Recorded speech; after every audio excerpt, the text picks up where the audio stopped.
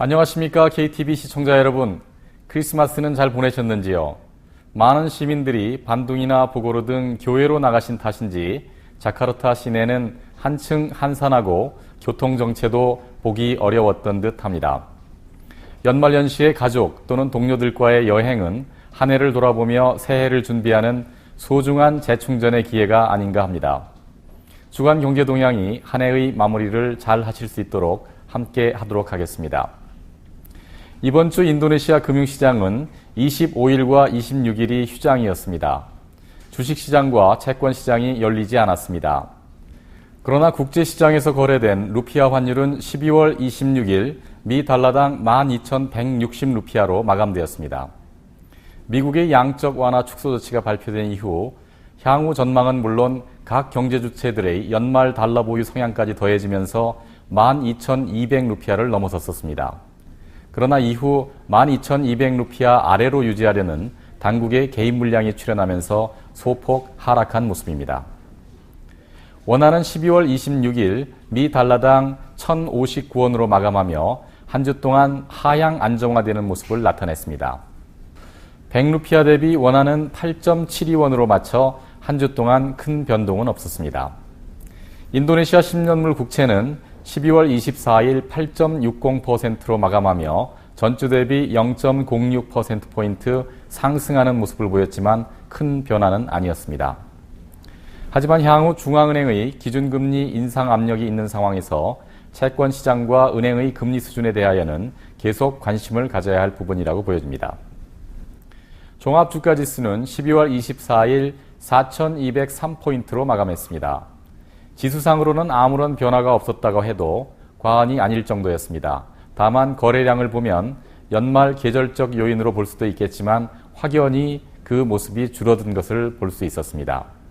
앞서 루피아 환율이 연일 미 달러당 12,000루피아를 넘어서며 약세를 지속하고 있다는 말씀을 드렸습니다. 이러한 약세가 주식시장에도 영향을 크게 미치고 있습니다. 다나삭디 증권사의 애널리스트 위즈누 드위 마렌드라에 따르면 루피아 환율은 인플레이션을 가중시키고 이를 염려한 중앙은행은 내년 초에 기준금리를 올리게 될 것이며 그렇게 되면 금리와 역의 관계를 갖는 주식시장은 더욱 침체를 겪게 될 겁니다. 라고 전했습니다. 주식시장에 관심이 있으신 분들께서 참고하실 내용인 듯합니다. 철강 보국을 꿈꾸며 포항 바닷가에 제철소를 세웠던 한국의 포스코가 이제는 인도네시아에서도 제철의 꿈을 펼치게 되었습니다. 포스코와 인도네시아 국영 철강회사인 끄라카타오가 7대3의 비율로 설립한 끄라카타오 포스코가 지난 23일 용광로에 불을 지피는 화입식을 갖고 본격적인 생산활동에 들어갔습니다. 지난 2011년 첫 삽을 뜨고 공사에 들어간 이후 26조 9천억 루피아, 미 달러로는 22억 불을 들여 이번에 1차 건설 계획을 완료했습니다. 향후 연간 총 300만 톤을 생산하게 되어 인도네시아의 철강 생산량 약 75%, 인도네시아 국내 소비량의 42%를 소화하게 됩니다. 이후 2차 건설 공사가 완료되면 생산량은 2배에 이르고 국내 소비량의 60%를 소화하게 될 예정입니다. 이는 인도네시아가 겪고 있는 고질적인 경상수지 적자 축소에도 크게 기여하게 될 것으로 보입니다. 후판과 슬라브 등 연 14억 불에 이르는 수입 물량을 내년부터 당장 대체할 수 있기 때문입니다. 또한 고용 유발 효과에 있어서도 2,300여 명의 직원을 고용하게 됩니다. 이날 화입식에 참석한 유도요노 대통령도 끄라카타오와 포스코의 긴밀한 협력이 오랫동안 인도네시아의 발전에 이바지할 수 있기를 바랍니다.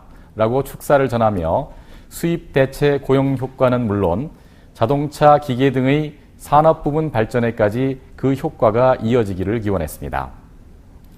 세계 어디를 가든지 한국의 TV, 냉장고 같은 가전제품이 가장 좋은 자리를 차지하고 한국산 자동차가 도로를 누비는 모습을 볼 때마다 가슴이 벅차오르는 것을 느끼셨을 것입니다.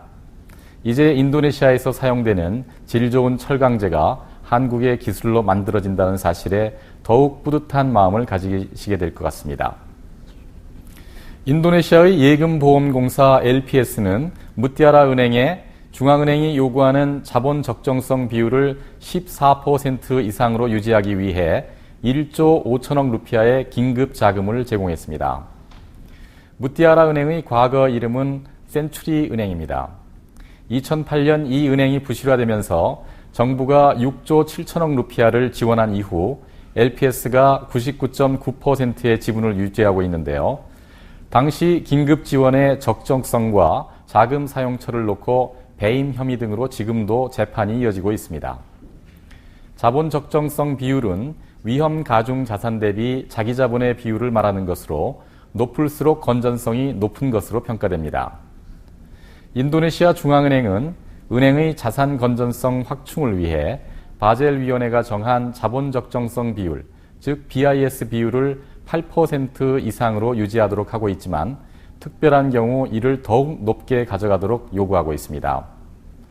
무띠아라 은행의 경우 인도네시아 중앙은행은 자본 적정성 비율인 카를 14%로 유지할 것을 요구하고 있는데요. 이번 지원으로 이 은행은 간신히 그 기준을 충족시킬 수 있게 될 것으로 보입니다. 2004년 개정된 LPS 관련 법안에 따르면 긴급 자금을 지원하고 나서 5년 이내에 지원 금액 수준으로 매각해야 하며 그 만료 기한은 지난 11월이었습니다. 하지만 아직 지원 금액 이상을 주고 매수를 원하는 매수자가 나타나지 않은 상태에서 5년이 경과했고 이제는 지원 금액에 상관없이 높은 가격을 써내는 이에게 매각을 할 수밖에 없는 상황이 되었습니다. 상황이 어려워진 무띠아라 은행이 과연 어떤 새 주인을 만날지 궁금해지는 상황입니다. 인도네시아의 자산기준 최대 은행인 국영 만디리 은행은 금리 상승과 루피아화 약세에 따른 중소기업의 부실 채권 증가에 대한 대비책을 마련 중이라고 발표했습니다. 만디리 은행은 지난 9월 말 6조 8,300만 루피아의 부실 채권을 기록했고 이 중 2조 5천억 루피아가 중소기업 부문에서 발생했습니다. 만디리 은행의 중소기업 앞 평균 대출금리는 13%라고 합니다. 이 수준은 중앙은행 기준금리가 7.5% 수준일 때의 이야기이고 이제는 앞으로가 문제입니다. 중앙은행이 또다시 기준금리를 올릴 경우에 이에 연동해서 대출금리를 인상할 수밖에 없을 텐데요. 만약 대출금리가 16%까지 올라가게 된다면 은행 대출 외에는 자금을 조달할 방안이 없는 중소기업들이 큰 타격을 받을 것으로 예상되는 것입니다. 만디리 은행의 대출 자산에는 건별 1천만에서 5천만 루피아를 제공하는 소액 대출이 있는데 금리가 22%에 이르고 있습니다. 하지만 이에 대한 충당금은 별도로 쌓고 있지 않다고 합니다. 이런 충당금을 쌓지 않은 소액 대출이 올해 9월까지 48%의 성장률을 보이며 24조 9천억 루피아에 이르렀고 중소기업 대출은 같은 기간 동안 25%의 성장으로 43조 7천억 루피아를 기록해서 은행 전체의 대출 성장률인 23%를 모두 넘는 수치를 보였습니다. 특정은행의 자산 내역 성장률을 말씀드리는 이유는 인도네시아를 대표하는 은행의 자산 구성과 앞으로의 관리 방안을 보시면 다른 시중은행들도 유사한 방향으로 갈 것이라 예상할 수 있기 때문입니다. 내년도 시중은행들의 자산 증가는 올해보다 줄어들 것이고 만디리 은행처럼 앞으로 이어질 금리 상승 기조에 대출 자산에 대한 관리가 한층 까다로워질 것으로 예상됩니다. 은행이 몸을 움츠리면 시중에서 자금을 구하기가 힘들어집니다. 사업하시는 분들께서 꼭 염두에 두셔야 할 내용인 것 같습니다. 물가 상승이나 통화가치 하락이 지속될 것으로 예상이 될 경우에는 부동산 등 실물 자산에 투자하는 것이 상식입니다. 그리고 한 국가의 외환 보유고를 평가할 때 중앙은행이 보유한 금 보유량이 포함되기도 합니다. 그래서 국제 금 가격은 2000년 이후 줄곧 상승세를 이어오고 있었습니다. 중국, 인도 등과 같은 나라의 수요와 미국의 양적 완화에 따른 물가 상승 기대, 유럽 채무 위기에 따른 안전자산 선호, 중동 등 국지적 불안에 따른 유동성 확보 등의 이유로 금이 선호되어 왔기 때문입니다.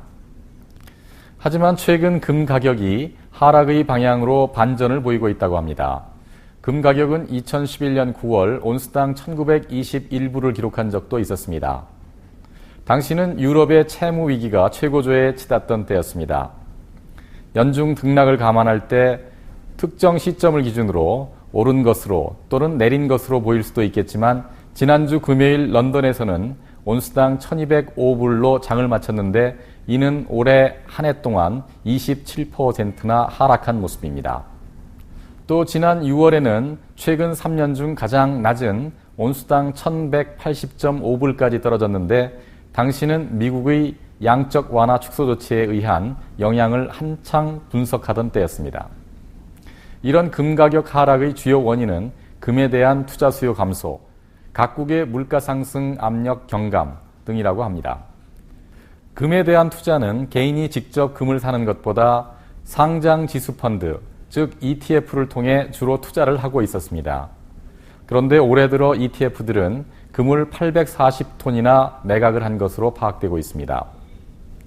또한 2011년 최고조에 이르렀던 유럽의 채무 위기가 안정화되었고 미국 연준위의 양적 완화 정책에 따른 물가 상승 우려도 예상만큼 크지 않은 상황에서 이제 양적 완화의 축소와 종료를 눈앞에 두고 있다는 것이 지속적인 하락으로 이끌고 있습니다. 앞으로의 금 가격은 어떻게 될까요? 국립호주은행 NAB는 2014년 말 또는 2015년 초까지 온스당 1,050불까지 하락할 것으로 예상했습니다.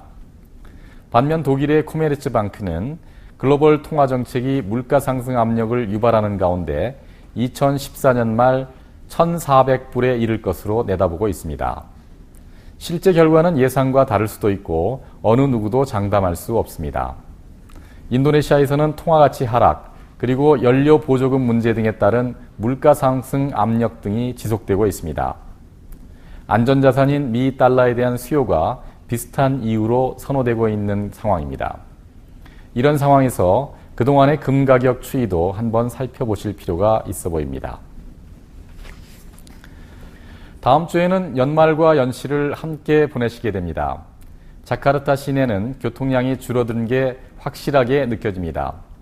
인근 보고르나 반둥 또는 멀리 발리나 해외로 휴가를 많이 떠나신 것으로 보입니다. 송구영신이란 말을 많이 합니다. 옛 것을 떠나보내고 새로운 것을 맞이한다는 뜻이지요. 올 한 해를 어떻게 보내셨는지 가족과 함께 찬찬히 들여다보시면서 내년에 꼭 해야 할 것들은 어떤 것들이 있는지 계획을 해보시는 시간을 가지시기 바랍니다. 지금까지 시청해 주신 여러분 감사합니다. 새해 복 많이 받으십시오.